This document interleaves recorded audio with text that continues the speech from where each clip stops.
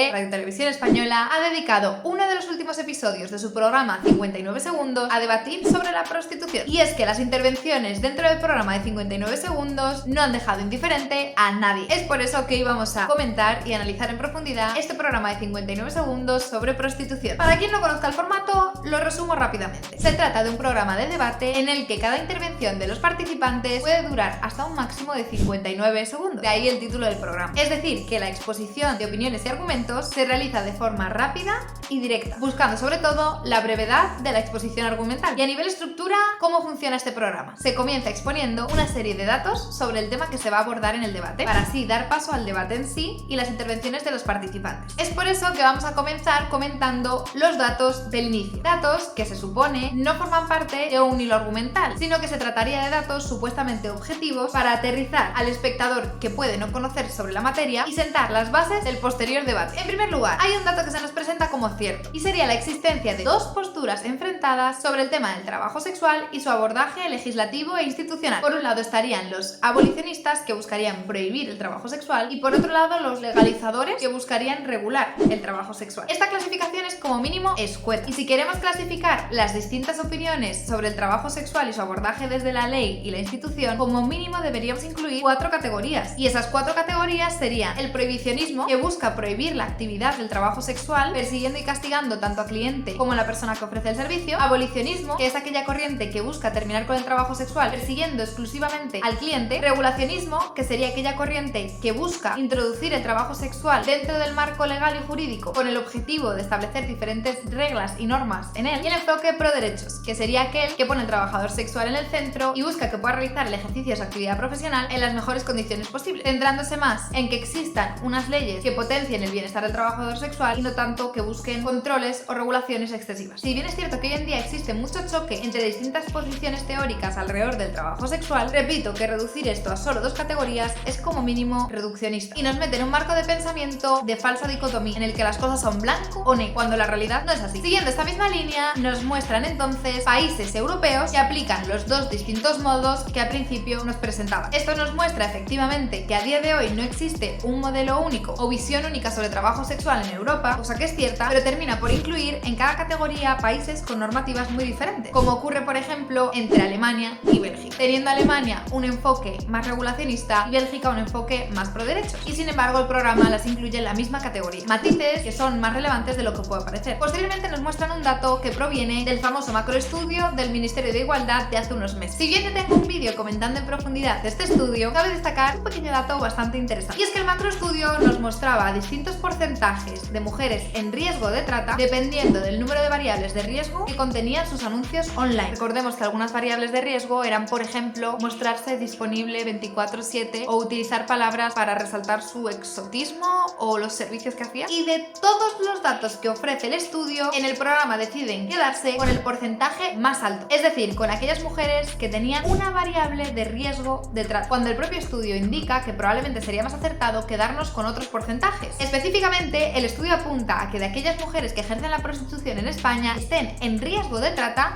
entre un 8 y un 24%, pero el programa decide quedarse con el porcentaje más alto por no haber leído en profundidad el propio macroestudio o a decisión propia. Posteriormente comentan el dato de que España es el país número 1 en demandantes de sexo de toda Europa. Si bien hay algunas encuestas realizadas en España en las que parece que hay más consumidores que en otros países, debido a las diferencias en los modelos legislativos, al estigma y a diferencias de las propias encuestas realizadas, resulta como mínimo aventurado aseverar que España es el país de Europa en el que más servicios de prostitución se demandan, teniendo en cuenta también que distintas encuestas a lo largo de los años han mostrado porcentajes de demanda de prostitución por debajo de otros países de Europa, pero tendemos a quedarnos con aquellas que apuntan a porcentajes más altos, por lo que sea. También comentan que el 30% de los hombres han pagado por sexo. Este es un dato que se reitera en muchas ocasiones en este debate de la prostitución y en concreto en España. Sin embargo, encuestas del CIS, por ejemplo, nos muestran que cuando desglosas ese porcentaje, resulta que un 10% ha pagado por esos servicios solamente una vez en su vida, y que hay un 20% de hombres que sí que han recurrido a esos servicios más de una vez, pero el porcentaje de hombres que ha acudido a servicios de prostitución en el último año estaría entre el 4 y el 6% según diferentes encuestas. Es decir, que aunque este dato sea cierto, tal vez sea necesario contextualizar. Otro dato también muy interesante para analizar, pero en el que hoy no voy a entrar en mucha profundidad, es el tema de la edad y las diferencias entre la habitualidad del consumo y las diferencias en la percepción sobre trabajo sexual en las distintas generaciones. Una cifra muy llamativa que se saca en muchas ocasiones sobre la prostitución es que mueve 4.200 millones de euros al año en España en dinero negro. Y es que una de las grandes mentiras sobre el trabajo sexual en España es que todo el dinero que se mueve en prostitución es en negro. Si bien este dato de los 4.200 millones proviene del cálculo oficial de PIB, en el que en los últimos años se ha introducido una estimación del dinero en negro que puede mover ciertas actividades ilegales o alegales en España, no tiene en cuenta todo el dinero que se mueve. Es una estimación que, además de la dificultad de obtención de datos y la fiabilidad cuestionable del indicador, no tiene en cuenta todo el dinero que la prostitución sí mueve, digamos, en blanco. Es decir, todo el dinero que esas chicas que están dadas de alta como autónomos en algunas categorías declaran. Todo el dinero que aquellos clubs, pisos, hoteles generan y que sí que declaran, aunque resulta muy difícil de contabilizar debido a que no existen categorías profesionales en autónomos, por ejemplo, específicas para trabajadores sexuales. Ahora sí, habiendo comentado los datos en los que se va a sustentar este debate, vamos a comentar algunas de las intervenciones. Cabe destacar que como las intervenciones duran un máximo de 59 segundos cada una, puede que parte de los puntos que vayamos a comentar estén explicados en poca profundidad o incluso no sean ideas completas. La mesa está claramente dividida en dos lados. A la derecha se nos muestran Valerie May, trabajadora sexual que muestra y comparte su experiencia en redes sociales a través de su libro, Gerard Funes, también trabajador sexual dentro de la comunidad LGTB, y Bob Pop, que creo que no necesita presentación. Al otro lado de la mesa tenemos a Nuria González, abogada del colectivo abolicionista, Javier Aroca, antropólogo que defiende la abolición pero con matices, y Montse Nebrera, también abolicionista centrada en el aspecto moral del enfoque libertario, liberal o de la libertad sexual. Lo que hacemos es evaluar las circunstancias que las llevan a ellas. Ninguna mujer te dice que libremente va a dejar de dirigir una multinacional y ganar mucho dinero para prostituirse. Lo que hacen las mujeres es cambiar de precariedad e intentar, dentro de esa precariedad, intentar estar un poco mejor, que en la prostitución no se consigue. De hecho, hay un dato muy curioso. El 99% de las personas que están prostituidas son mujeres. Si el foco no está puesto en las mujeres que ejercen el trabajo sexual, sino en las condiciones que las empujan a ello, me pregunto entonces, ¿por qué cuando se habla de este debate no se dice que se quiere acabar con la pobreza? ¿Por qué se dice de acabar con la prostitución si es simplemente una consecuencia? Según ese mismo planteamiento, las mujeres que están en prostitución son empujadas a ello por una serie de condiciones. Entonces, quitar la prostitución de la ecuación no sería la solución. ¿Por qué lo verbalizan como que existe un problema con la prostitución? Pero nosotras lo que tenemos que hacer es dificultar al máximo posible que cualquier hombre acceda al cuerpo de una mujer pagando. Pero es que tú no porque tienes ese que no es decidir. el modelo de sociedad que nosotras queremos, porque tú no dejarías que ningún trabajador trabajara gratis solo porque quiere, porque lo que hace es perjudicar a todo el conjunto de los trabajadores. No lo permitiríamos que hubiera trabajadores esclavos. Y sin embargo permitimos que haya mujeres esclavas. Me resulta muy curioso lo que aquí asevera Nuria González, porque entiende el beneficio y el perjuicio al resto del colectivo y de la sociedad en función del dinero. Por no comentar que existen también disciplinas como el arte o la investigación que conllevan en ocasiones mucho tiempo, mucho esfuerzo y a veces no remunerado. Lo mismo ocurre con becarios o personal en prácticas, emprendedores que comienzan su propio negocio, que en ocasiones no encuentran remuneración para su actividad profesional. Y además asegura que el motivo por el que no permitiríamos esclavos en la sociedad es porque perjudica al resto de la sociedad. No por la afectación que supone para la propia persona, no por la injusticia con respecto a la libertad y la independencia de la propia persona, no pensando en el bienestar y el desarrollo de la persona esclava, sino en cómo esto afecta al resto de personas. ¿En serio? Además, me hace preguntarme cuál es esa gran implicación que suponen las trabajadoras sexuales para el resto de la población. Y ya entrando en la estructura lógica de su argumento, compara una actividad no remunerada con una remunerada. Es decir, en el caso de los esclavos, no es que esté mal la actividad en sí, sino que no sea remunerada esa actividad. Pero en el caso del trabajo sexual, la actividad sexual está bien siempre y cuando no sea remunerada. Porque si se remunera, entonces ¿se convierten los trabajadores sexuales en esclavos? ¿No sería, según esa línea lógica, completamente lo contrario? Es decir, que lo que sería esclavitud sería el sexo de no pago. ¿Por qué cuando se trata de sexo el razonamiento es totalmente lo opuesto? Y cuando hablamos de precariedad, por ejemplo, en distintas actividades laborales, lo que buscamos son mejores condiciones y mejores salarios para los trabajadores, pero en el caso del trabajo sexual pensamos que lo más beneficioso para los trabajadores es acabar con su actividad laboral. Y además encima, como tú has dicho antes o ha dicho nuestro compañero, en negro. Cuando algo se compra y se vende en negro, algo huele mal. Añadiendo a lo que comentábamos al inicio sobre esta idea de que la prostitución y el trabajo sexual se realiza completamente en negro, que ya lo hemos desmentido al inicio, me planteo también qué actividad económica no tiene cierto mercado en negro. Y si prohibir la prostitución o abolirla no va a hacer otra cosa que aumentar el mercado negro dentro del sector. Yo ofrezco este servicio y si tú no aceptas las condiciones que yo te estoy poniendo y los límites, que esto es una cosa súper importante dentro del trabajo sexual, no se da ese servicio y eso hay que entenderlo como sociedad. No podéis pensar que entra el cliente y decide todo por él. Este punto que aquí comparte Valerie me parece súper importante y es que muchas veces hablamos de trabajo sexual como si fuese un gran sí a él o un un gran no a él. Una de las principales claves del bienestar de los trabajadores sexuales es que nace en que se respeten los límites y las normas que ellos establecen durante el encuentro. Modelos abolicionistas y prohibicionistas muestran peores condiciones en la negociación de los trabajadores sexuales con respecto al encuentro, es decir, que son menos libres a la hora de negociar límites y normas, y también a la hora de tomar represalias contra aquellos que se los sobrepasan. Como varón, no usuario, me parece una auténtica humillación y un abuso del sistema machista capitalista el que los hombres puedan optar mediante precio al cuerpo de una mujer. Ya, pero es que no acceden directamente al cuerpo, acceden a un servicio que la trabajadora ha ofrecido de forma directa, pero es infantilizar a la trabajadora. Valerí, pero sí acceden a tu cuerpo, ¿no? Sí acceden a tu cuerpo. Acceden a mi cuerpo a cambio de un dinero. Bueno, acceden a mi cuerpo igual que un masajista. No, vale, decidlo. El problema es los genitales. ¿Santificamos los genitales? No, tanto que sí. Claro que nos no. tenemos santificados Claro los que no, genitales. además ni siquiera el problema es el sexo, que lo que utiliza el las problema es la manos, libertad no tenemos sexual, ningún problema. que la Una tenemos actriz regulada. Momento, que Nuria. se besa con el compañero y que incluso tienen que poner a un equipo de intimidad porque hay intimidad dentro del rodaje, a nadie le afecta, solo cuando hay sexo explícito. Como aquí se comenta, el problema del trabajo sexual es que se utilizan los genitales. Bueno, no 100% así, porque recordemos que existe trabajo sexual en el que no se implican los genitales y está igualmente perseguido. El problema es que se utilizan los genitales y el resto del cuerpo con el objetivo de generar placer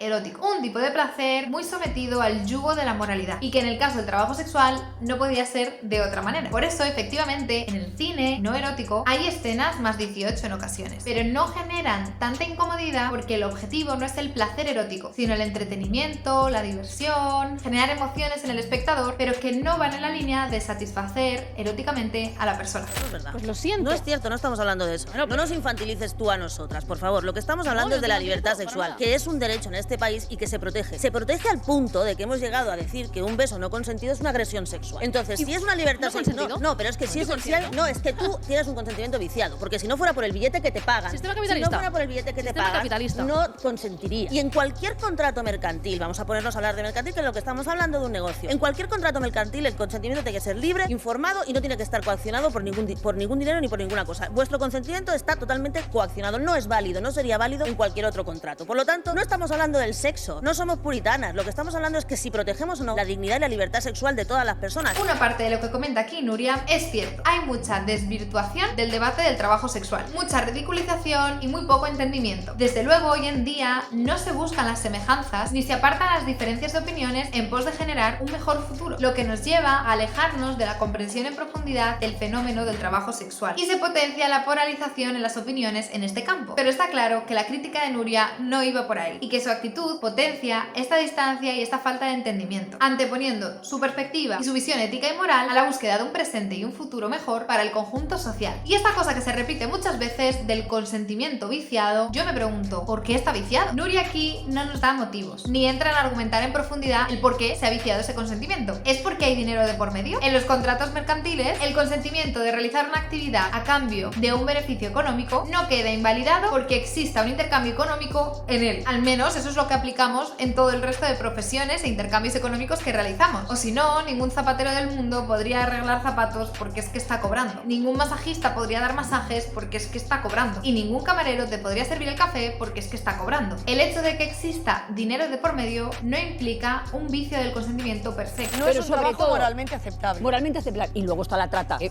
80%, lo que hay es un negocio detrás. No, pero es que no es el problema. Pero no eso. es el problema que yo me tengo que entretener mientras hay un 80, 90 o más de mujeres en trata en los burdeles, que son campos Pero de es que no concentración. estamos hablando de No, la sí, yo trata. sé. En varias ocasiones durante el debate se hace mención a que existe como mínimo en España un 80% de trata. Es decir, se vienen a referir que la mayoría de la actividad laboral del trabajo sexual se realizaría bajo coacciones, en una situación de explotación sexual, prostitución forzosa o trata de seres humanos. Sin embargo, datos de diferentes fuentes apuntan a una cifra mucho menor. Mencionábamos al inicio el macroestudio del Ministerio de Igualdad, que es una de las últimas estimaciones en este campo en España y que pone su foco en el riesgo de trata, ojo, no la trata en sí, sino el riesgo de trata, situándola en un máximo de un 24%. Si nos vamos a datos oficiales sobre investigaciones policiales y judiciales realizadas en el ámbito de este tipo de delitos, encontramos que los porcentajes son incluso menores. A día de hoy, el dato del 80-90% de trata no se sustenta por ningún lado. Su vivencia puede ser su vivencia y su vivencia puede ser su vivencia. Pero lo que está claro es que la vivencia del putero siempre es la misma. Que es lo que ha dicho Carol, acceder al cuerpo de otro ser humano sabiendo que no lo desea. Eso, en blanco sobre negro, es una violación. Aparte del reduccionismo y la simplificación que realiza Nuria, entendiendo todos los puteros como si fuesen un ente, con la misma motivación, la misma historia historia de vida, los mismos objetivos y los mismos incentivos y gustos a la hora de acceder a los servicios de trabajo sexual, cabe preguntarse, ¿qué deseo es válido a la hora de mantener relaciones sexuales? Mucho escuchamos que esto del consentimiento ya no es suficiente y que hace falta poner el deseo en el centro. Yo me pregunto, ¿solo hay sexo sin deseo dentro de la prostitución? Entonces, ¿vamos a prohibir todo sexo sin deseo? ¿Cómo podemos medir este deseo? ¿El deseo tiene que ser plenamente erótico o puedo tener un deseo reproductivo o un deseo de mejora de mis condiciones de vida? ¿A qué se refieren cuando dicen deseo? Y es que, aunque a algunas personas les resulta difícil de entender, dentro de la prostitución también se dan encuentros en los que tanto el cliente como el trabajador se entienden como seres, sujetos, humanos, completos. Y esa relación de cosificación o objetualización no siempre ocurre dentro del trabajo sexual y no siempre no ocurre fuera del trabajo sexual. Una catedrática que diga voy a dejar de ser catedrática para ser puta. No hay ninguna jefa de multinacional que diga voy a dejar de ser catedrática para ser puta.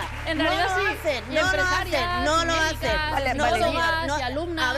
sí, alumnas, claro, mujeres en precario, pero no hay ninguna que esté a gusto que diga no, mira, voy a dejar de estar bien para ser puta. Con esta afirmación queda clara una cosa: solo eres prostituta si entras en mis parámetros de lo que yo creo que es una prostituta. Si eres catedrática, jefa de multinacional o tienes éxito profesional y económico, jamás dejarás tu trabajo para dedicarte a la prostitución, como si no existiesen muchas historias de chicas que literalmente sí lo han hecho. Y cayendo en obviar que no es una cuestión dicotómica, en la que te dedicas a una cosa o a la otra. Muchas personas dentro del trabajo sexual compatibilizan carreras de éxito con encuentros puntuales. Y es que en ocasiones el trabajo sexual se puede ver más glamuroso de lo que pensamos. O si no, solo hace falta fijarse en programas de moda como la Isla de las Tentaciones. ¿Acaso lo que los tentadores realizan no podría categorizarse de trabajo sexual? Y no es que den la imagen de personas en situación precaria que se han visto empujadas a ello. Este ha sido el comentario de algunos de los puntos de debate del programa de 59 segundos. Cabe añadir también que mientras todo esto se iba debatiendo, se intercalaban entre medias historias terroríficas y desgarradoras de personas que han tenido alguna relación con algún tipo de trabajo sexual forzado o que han accedido a él a través de la coacción o la manipulación, mostrando la supuesta realidad del día a día del trabajo sexual, sin explicar ni especificar que esto no es trabajo sexual. Para que sea prostitución o trabajo sexual debe ser consensuado. La persona debe ejercerlo de forma voluntaria. Si no es así, no estamos hablando de trabajo sexual. Y esto resulta muy importante aclararlo, ya no solo por la importancia de desestigmatizar el concepto de trabajo sexual o prostitución, sino también para poder entender y analizar bien este fenómeno y así poder ayudar a las verdaderas víctimas y dejar de perjudicar a las que no lo son. Si bien podríamos considerar un avance que ciertas figuras representativas de un enfoque pro derechos del trabajo sexual estén en televisión española dando debate, viendo el programa queda claro que la deriva de la opinión popular y principal en Radio Televisión Española desde luego es la que es, generando y manteniendo una visión negativa sobre el trabajo sexual y marcando unos caminos para el futuro que no harán más que alejar a los trabajadores sexuales, clientes y actores indirectos del trabajo sexual y prostitución de alcanzar la aceptación social o su bienestar laboral.